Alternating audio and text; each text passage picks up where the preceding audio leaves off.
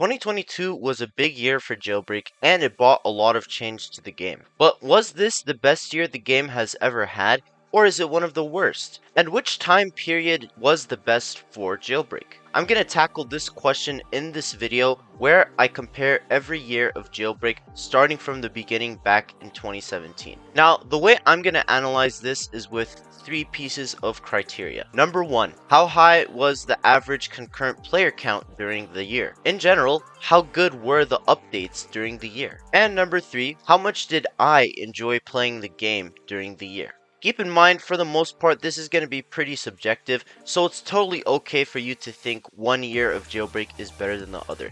Just make sure to let me know in a respectful manner, and I'd love to hear your reasoning behind it. Now, with that said, let's get started. First things first, we're going to look at 2017. This was the year that Jailbreak came out, and it was the year that started it all. Now, compared to the Jailbreak of today, the game was definitely pretty lacking. By the end of the year, the game only had 3 robberies, I guess maybe 5 if you include the small stores, and it lacked a lot of the features that many Jailbreak players today are very happy. However, it was still a really great jumping point for the game, and many players do have a lot of nostalgia for this era. Understandably so. I didn't play Jailbreak this time since I used a laggy Fire tablet, so I don't have any personal attachment to this era, but I do recognize the nostalgia that many people have for it. Since it was the very beginning, this year was incredibly popular for Jailbreak, and it quickly grew to become the most popular game on the platform at the time. It quickly shattered several Roblox records. For example, it had the record of the most concurrent players at a time with over 121,000 people playing. In general, the game had around 25,000 to 30,000 concurrent players on average. From my perspective, this looks really good, especially when you take into account that less people were playing Roblox at this time than today. The updates during this time were also pretty good. During the first part of the game's existence, the devs would release weekly updates. The devs have mentioned themselves how the weekly updates helped make this game much better super quickly. Though it did turn out to be a double-edged sword, as a lot of features that were added in weekly updates were kind of underdeveloped and rushed, like the apartments. Still though, there's just something charming about this simple era of Jailbreak, even though there isn't much to do. It was a simpler time, and there's something appealing about that. Overall, a very strong start for the game. Now we come to 2018. This year, to me, seemed like a really solid supplemental year. Nothing really blew me away this year, but we didn't get anything terrible by any means. In general, the updates usually just gave us nice little features that made the game a lot more fun, but nothing really mind-blowing. I remember this year very fondly as I started playing the game in the middle of 2018, right around the museum update, and I just have a lot of love for this era as a lot of my friends were still playing the game and it was just a lot of fun. In particular, my favorite memories were the hype for the museum and the winter update. I was so excited for these, and they ended up surpassing my expectations. Shifting to player count, the game only grew this year. It wasn't uncommon to see the game go over 40,000 concurrent players. Also, we can't talk about 2018 without mentioning the live events. Though I don't like the live event update itself and I found it really disappointing, I can't deny how epic the live event portion itself was, and it was revolutionary. No other Roblox game had really done anything to this level. Overall, this was a really strong second year for the game. Up next, 2019.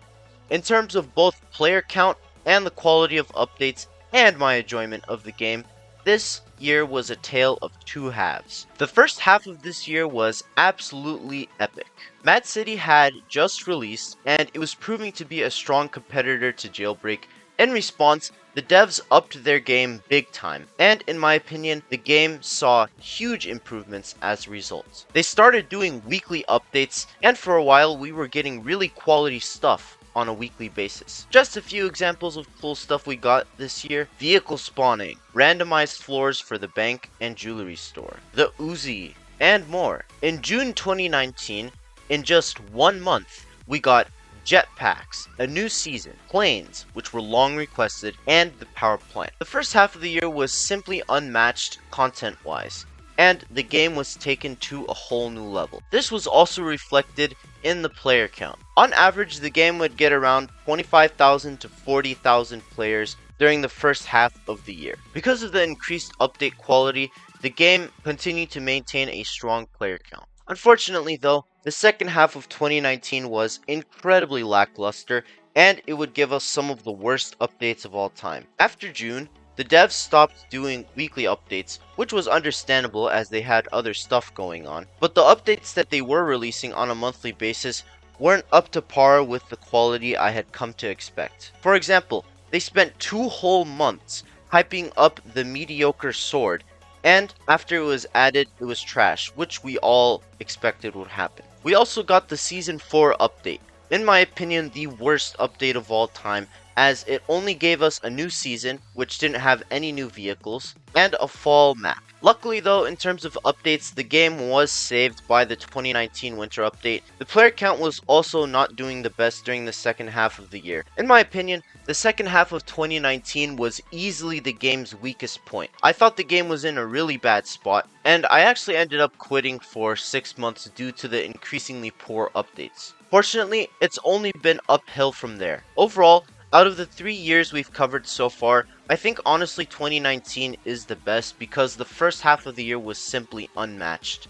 Up next, we have 2020. Stats wise, this was easily the biggest year the game has ever had. There was a little something called the coronavirus that locked kids all around the world in their homes. Therefore, Roblox in general saw huge boosts in players, and this was reflected in Jailbreak. The lowest the game got was around 23,000 in October, which is generally, a slow period for the game, but on average, it had 30,000 to 40,000 people playing. It had 50,000 players on average from the beginning of the pandemic to the end of summer. Update-wise, this was a really solid year for the game. We started getting vehicle revamps. In my opinion, a really good way to take things further and improve the visual look of the game. This year gave us a lot of cool stuff, like the cargo ship, fan favorite events like 5 days of vehicles, and the M12 Molten event, which was the first ever community creation added to the game and would pave the way for many more to come. I was also really happy to see seasons come back in the form of contracts.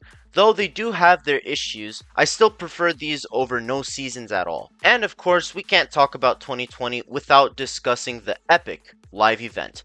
This live event was a big improvement over the 2018 version, both in terms of the event itself and the update. It was absolutely massive, and I really liked how it gave us oceans so that the game looked a little bit better. There was no invisible wall blocking everything off anymore. I came back to the game right around the live event, and I was so interested in the game again, and my reinvigorated love for it has remained strong to this day. Overall, an awesome year for the game. Then we have 2021.